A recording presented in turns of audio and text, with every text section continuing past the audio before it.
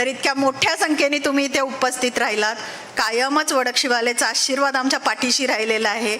इतर गावांच्या पेक्षा 2 मतका चढ असताना कायम ह्या गावाने दिलेली आहे. त्यामुळे ह्या गावात येताना माझ्या मनात जरा सुद्धा दुमत नव्हतं, कारण मला माहिती आहे ह्या गावाचा आशीर्वाद आहे, वटकेश्वराचा आशीर्वाद हा कायम आमच्या डोक्यावर राहिलेला आहे. त्यामुळं गावात कधी आलं तरी याचं दर्शन घेतल्याशिवाय आम्ही पुढे जात नाही, हे तुम्हालाही माहिती आहे. जास्त योजनांच्या वरती मी बोलणार नाही, कारण का योजनांच्या वरती आता प्रत्येकजण बोललेला आहे. फक्त आपल्याला काय करायचं आहे, आपल्याला मत महायुती सरकारला का द्यायचं आहे याच्यावरती थोडी चर्चा करूया. आपल्याकडे 2 उमेदवार आहेत, एक काँग्रेसचा उमेदवार आहे, एक भाजपाचे उमेदवार आहेत अमल साहेब. आपल्याला दोन्ही उमेदवारांमध्ये सुद्धा तुलना करता आली पाहिजे. ज्या पद्धतीनं आपण म्हणतो काँग्रेस सरकारने काय केलं आणि महायुती सरकारने काय केलंय, तसं अमल साहेबांनी 2014 पासून 2019 पर्यंत काय केलं आणि आत्ताच्या विद्यमान आमदारांनी 2019 पासून 2024 पर्यंत काय केलं याची तुलना आपल्याला करता आली पाहिजे. आत्ताचे आमदार कोण आहेत माहिती आहे? 6 महिने झाले आले. हा, मग 5 वर्षासाठी आपण आमदार निवडून देतो. मला हे बऱ्याच गावांमधनं कळलं. आता 6 महिने झाले, 2-2 वेळा प्रत्येकाच्या घरी येऊन गेलेत म्हणे. बोर्ड घेऊन आले गावाला. हा, तुमच्याकडे पण स्कॅन कोड होता नाही का?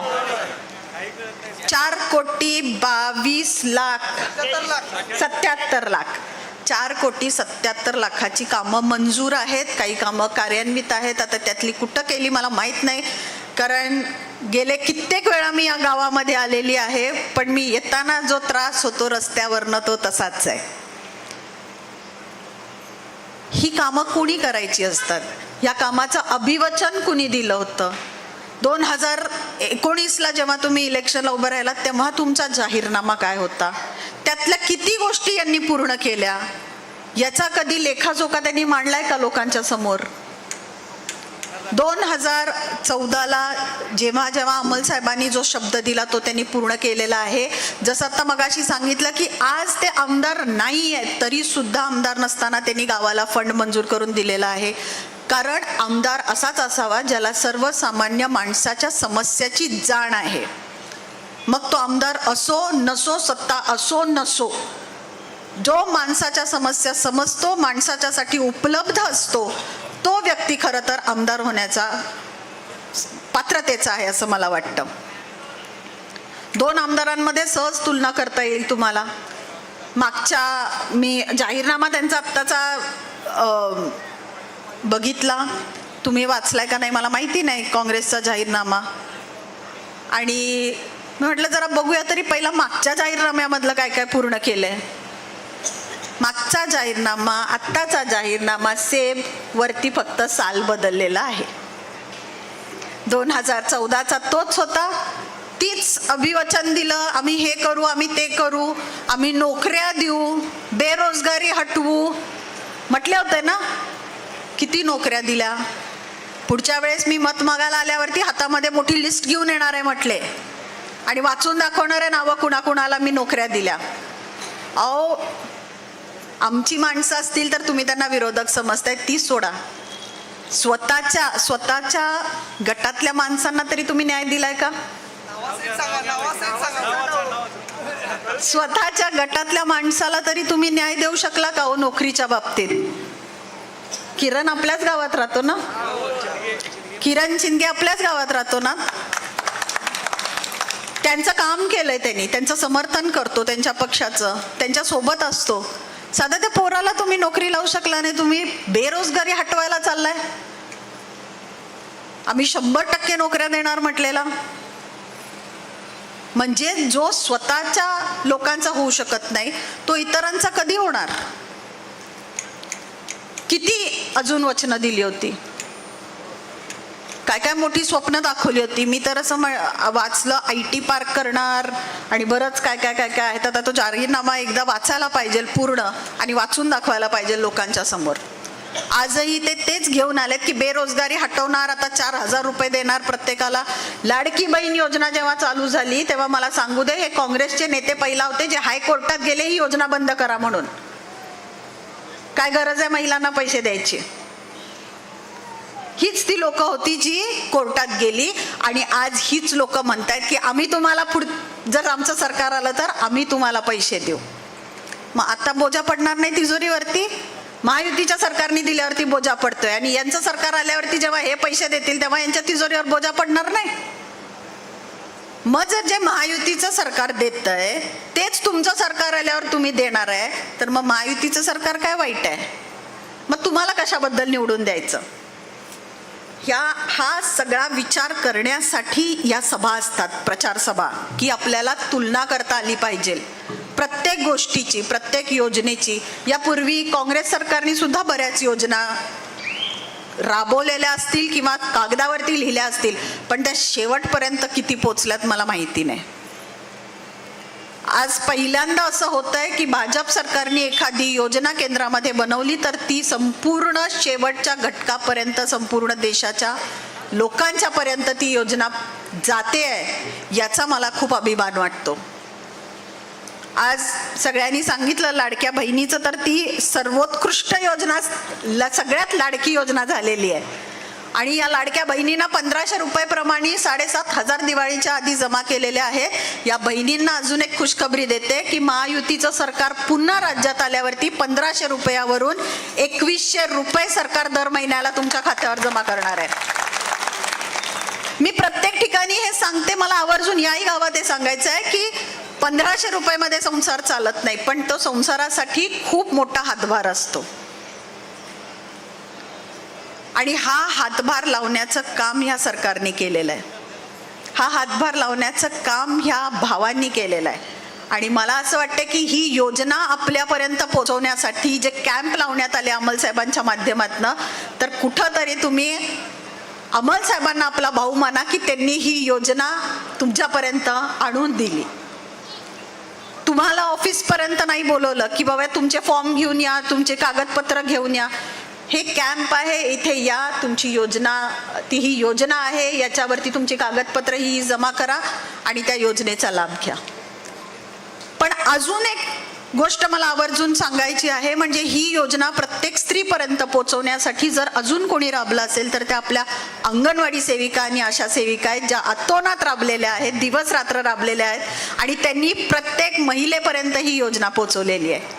आणि आज त्यांचा सुद्धा सरकारने विचार केलेला आहे. त्यांच्या मानधनावर, त्यांचं जे मानधन मिळतं त्यांना, तर आपलं सरकार आल्यावरती त्यांचं मानधन हे 15,000 रुपये करायचा निर्णय सरकारने घेतलेला आहे.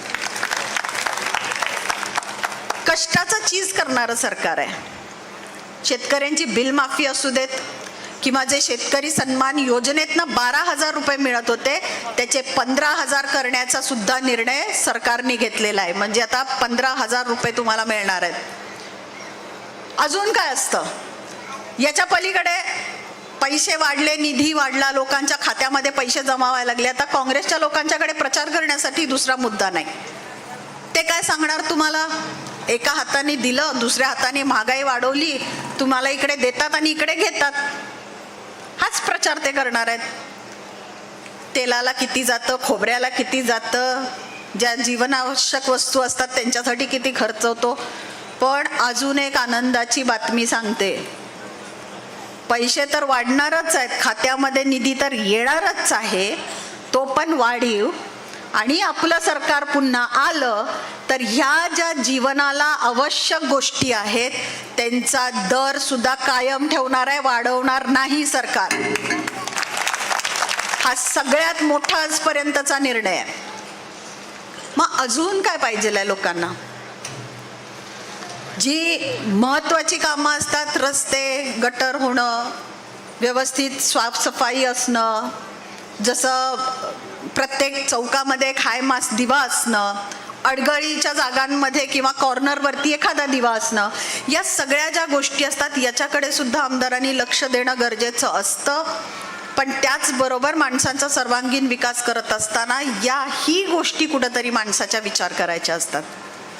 शिक्षणाच्या बाबतीत मगाशी सिद्धार्थनी जे सांगितलं ते अतिशय एक मार्मिक उदाहरण होतं आणि ते जीवाला लागण्यासारखं होतं. कारण 10वी झाल्यानंतर त्या मुलगीचं शिक्षण पुढं करायचं का नाही हा सर्वसामान्य महिलेला पडणारा कायमचा प्रश्न आहे.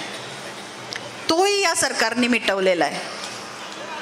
मुलींना उच्च शिक्षण मोफत करून हा प्रश्न मिटवलेला आहे. आता मुली पूर्ण त्यांचं शिक्षण करू शकतात, ग्रॅज्युएट होऊ शकतात, चांगल्या पदावरती नोकरी करू शकतात, जसं ताईंनी सांगितलं. आणि या ज्या योजना सर्वसामान्य लोकांच्यापर्यंत पोचतात आणि त्याच्यामुळं ही लोकं मोठी होतात. हेच तर आपल्याला पाहिजे, हेच आपल्याला पाहिजे की लोकांच्यापर्यंत पोचणं, लोकांनी त्याचा लाभ घेणं आणि लोकांनी हा विश्वास ठेवणं की जर आपल्यासाठी कोणी चांगलं केलं तर ते केवळ आणि केवळ हे सरकार करू शकतं. आणि उद्या जर हे सरकार स्थापन व्हायचं असेल महाराष्ट्रामध्ये तर त्याच्यासाठी आपल्याला भाजपचा आमदार निवडून द्यावा लागेल. अमलसाहेब आज अधिकृतरित्या महायुतीचे उमेदवार आहेत. जर अमलसाहेब निवडून गेले तर 100% उद्या आपल्याला ज्या या योजना आहेत, जी काही कामं करायची आहेत ती सगळी कामं होणार आहेत. कारण केंद्रात भाजपचं सरकार आहे आणि उद्या 100% राज्यात सुद्धा भाजपचं सरकार येणार आहे.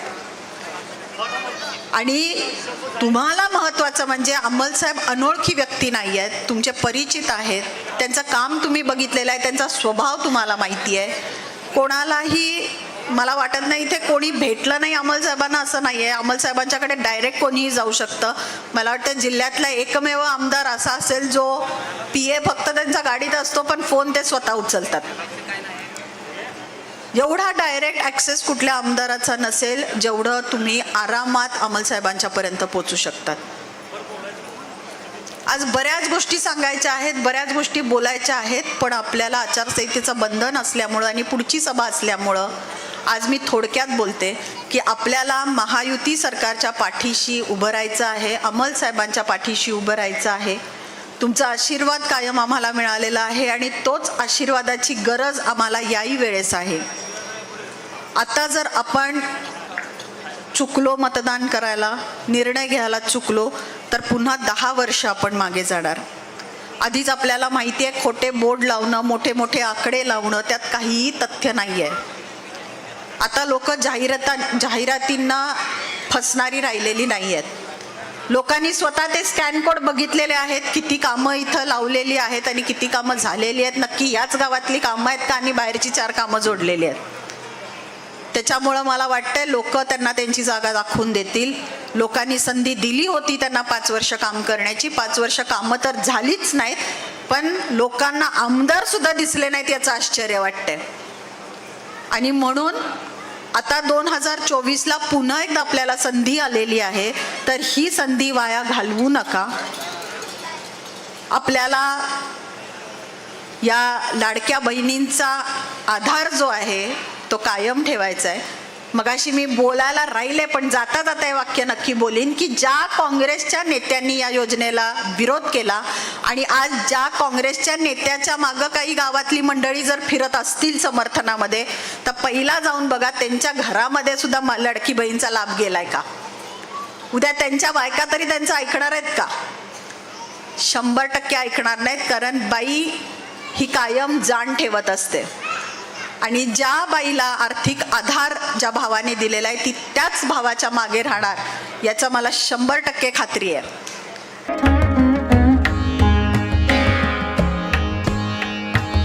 सणासुदीचा आनंद द्विगुणित करा वारणा उत्पादनांसोबत. वारणा श्रीखंड, तूप, दही, दूध, लस्सी, बटर, चीज आणखी बरंच काही. सणासुदीच्या काळात शुद्ध आणि सात्विक वारणा उत्पादने घरी आणा. वारणा, आनंद अस्सल चवीचा.